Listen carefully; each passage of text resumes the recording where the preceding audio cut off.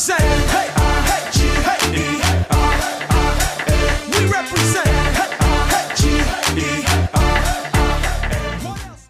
Welcome back, everybody. Thank you so much for staying tuned to Rubbing Minds. This is the International Women's Month special brought to you by Lipton. And of course, the conversations continue. We're speaking to some of the most iconic women in Nigeria. We've just come from a powerful conversation with Senator Princess Florence Itagiwa. And now we've got something special for you as well. We're connecting with a woman who's a founder of Genevieve magazine. She also started her journey as an advocate for breast cancer awareness with the Pink Ball, and she's also the author of Dust to Dew. By now you know who I'm talking about. She needs no introduction. Auntie Betty Irabor. Hey, hello and welcome. back. Hey. And you know what? Actually, let's start on that note of Auntie Betty, because you have maintained, and it comes very natural to you, this role as an auntie to so many women, no longer just in the industry. First it started in the media industry, but now, you know, with your chronicle, with your story about battling depression and so forth, you've become an auntie to the nation, pretty much.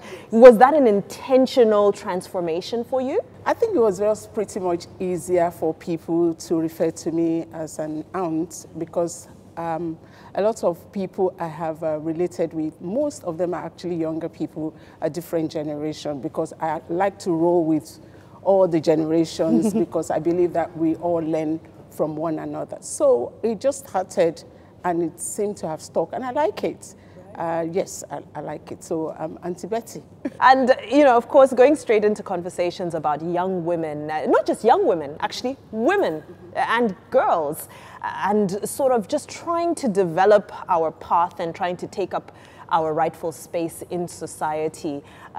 You started the journey with regards to being a mouthpiece and giving us something that we can read and look and feel that made us proud to be African women with Genevieve magazine.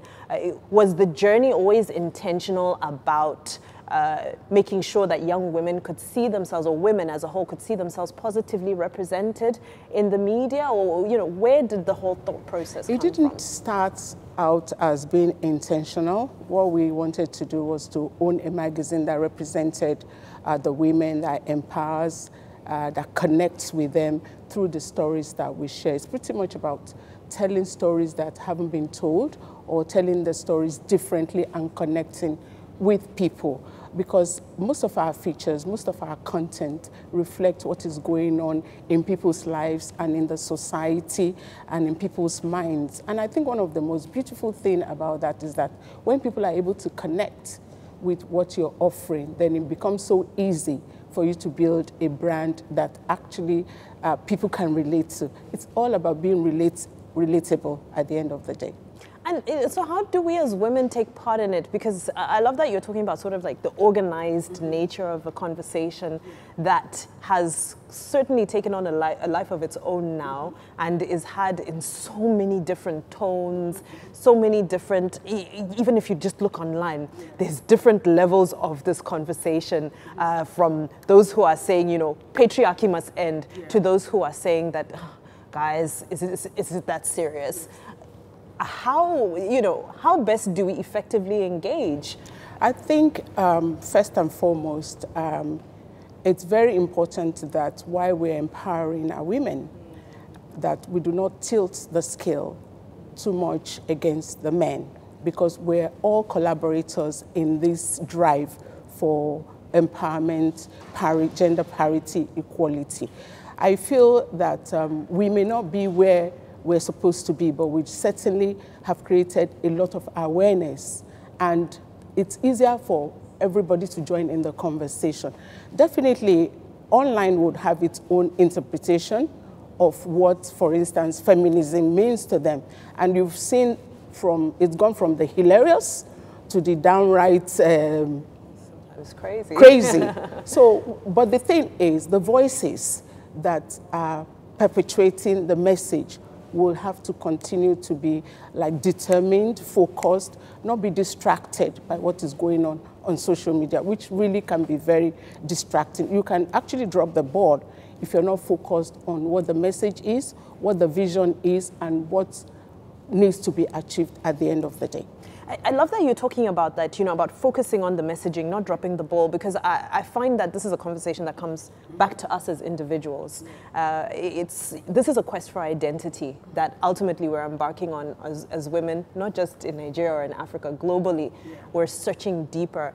But as somebody who has, become so astute with sort of mental health issues, how much of our conditioning, now I'm talking about here in Nigeria, as from the day we're born as girls, is what's leading us to be in this cycle, this ongoing cycle that we can't seem to break out of.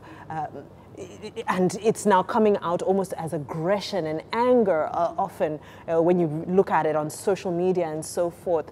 We have to trace it back. And, how much do you think we are neglecting informative years that can empower our young girls to be more at peace with themselves and with their identity so as to embark on the right journey for themselves? I think as parents, it's very important how we start to raise our children and some of the conversations that we need to be having with them.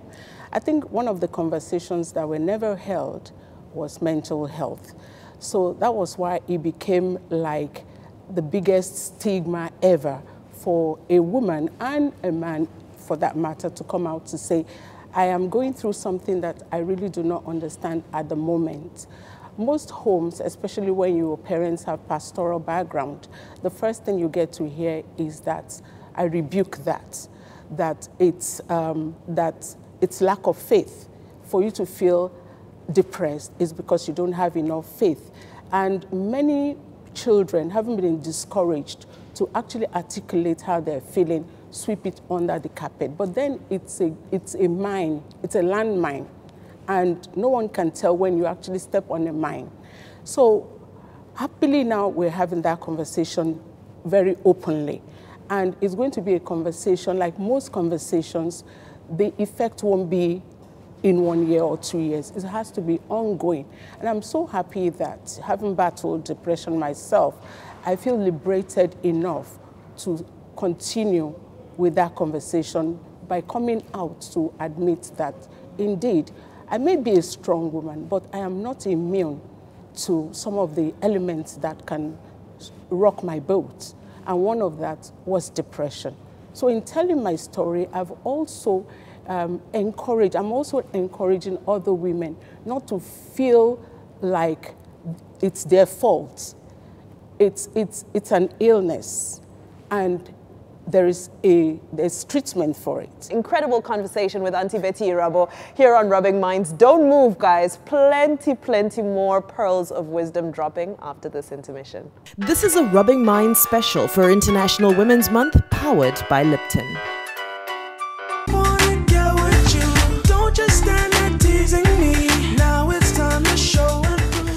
Welcome back, everybody. Thank you so much for staying glued to your screens. I know this is a conversation you couldn't have torn yourself away from. We're sitting down with a renowned publisher, author, and advocate, Betty Irabor, who is she is digging deep for this one. I'm so grateful for this opportunity, I'm right? loving it, yes. I want to go back to a point that you made that really struck a chord with me, and that's about being a strong woman. Because especially in our culture, being a strong woman, that phrase means endurance. I think the main word that comes to mind is endurance. Yeah. Endure it. Whether it be it's almost that like the journey of a woman from beginning to end. Be is just enduring. Endure. Be patient. Long suffering. Long suffering. I hate that word. Long suffering. And how do we start to break it down to women? Yes. Those who are watching now, to know that strength is also in being able to say, I'm not okay today. And also, these are my parameters for a safe zone for me. This is not safe for me anymore. First and foremost, we should appreciate our vulnerability. It's not a sign of weakness. You have to be strong enough to allow yourself to be vulnerable.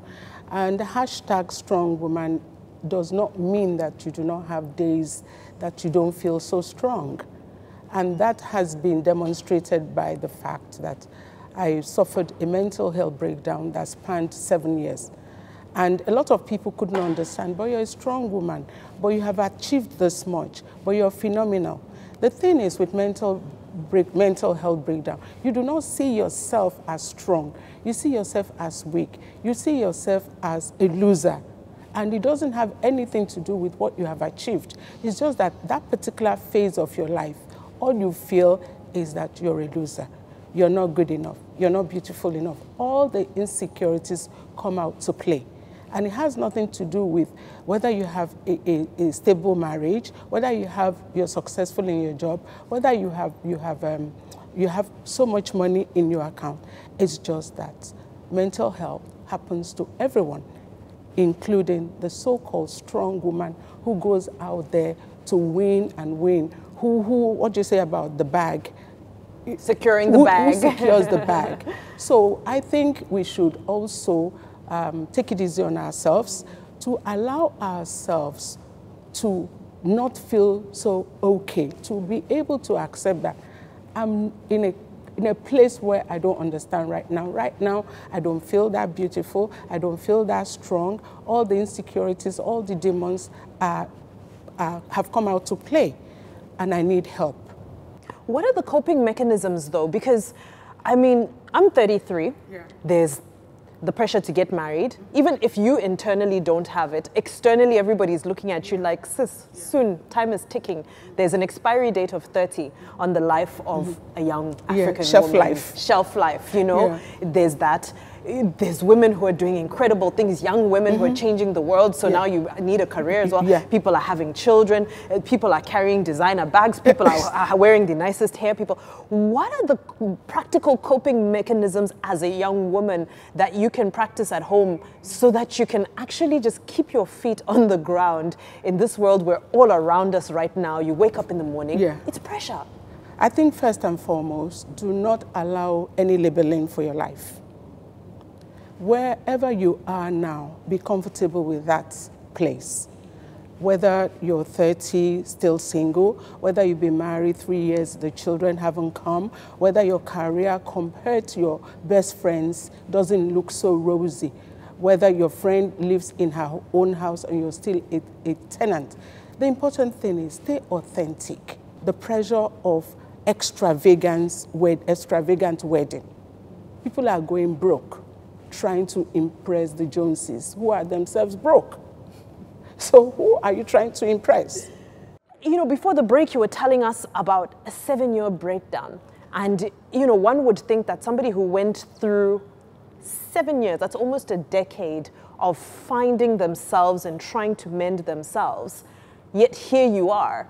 You know, what are the processes? I know you talk a lot about reinvention, you talk a lot about redefining yourself. Can you take us through what that looks like? I had a choice coming out of depression to either reinvent myself or hold on to an old narrative about how life was very unfair to me. And my choice was to find purpose in my story. And what was I going to do with the experience? Hide? Because of the stigma? I had that choice as well. And coming out of depression was like a second, third chance again to live. And I'm living fully. And each day is very, very precious for me. Sometimes I still get anxious, which is one of the symptoms of depression. You get anxious, sometimes you're afraid. I wake up in the morning, and when that negative voice tries to penetrate my joy, I affirm I'm beautiful. I am not afraid. Fear has no hold over me. I am Betty Irabor. I am the founder of Genevieve. I'm the mother. So I speak life. I speak beauty. I speak strength and courage into my being. And my being absorbs that. And I get ready to go out and take what is mine. And, you know, talking about holding ourselves accountable, let's look at that age group, you know, the 45 to 65, that window, which I'm really looking forward to stepping into, you know, in the next decade. But I hope you're ready for menopause as well. Oh, Auntie B, don't take me there, I'm not ready. No, trust me, menopause isn't what it used to be when it was only the women in their 50s and 60s. There are 39-year-old people who are going through menopause, but that's not the. Yes, don't look so alarmed. Wow. I am alarmed. I don't want to laugh. So I'm don't counting look the at years. us and think, oh, I still got, yeah, you've got many years, you know. But it's amazing how our bodies are changing. And still talking about, you know, being in this beautiful generation and this beautiful season that you're in, where a lot of us are looking up to you, and you've also become a decision maker. I always go back to a quote by Winnie Mandela, where she speaks about, you know, we women being the chief custodians of patriarchy in society. That often you find that if there's a woman who went through whatever travails she went through as a young adult and so forth, later on in life, she's the first likely candidate to ensure that other young women go through the same struggles. How far true do you think that is in this current era, especially amongst, maybe not with yourself, you're progressive, but amongst your peers? Are you seeing a shift where older women are feeling like, no, just because we passed through this doesn't mean this generation needs to go through it as well? I think if I look back at the way I was raised to be a strong woman because I was raised by a very tenacious single mom who didn't see being a single mom as a handicap. So we learned very early in life to earn our stripes, to work hard. You want your dinner, work towards it. So I've always felt very strong and very proud of my mom. In raising my children many years ago, I wasn't quite intentional about raising them to be strong. There are some mistakes that we all made.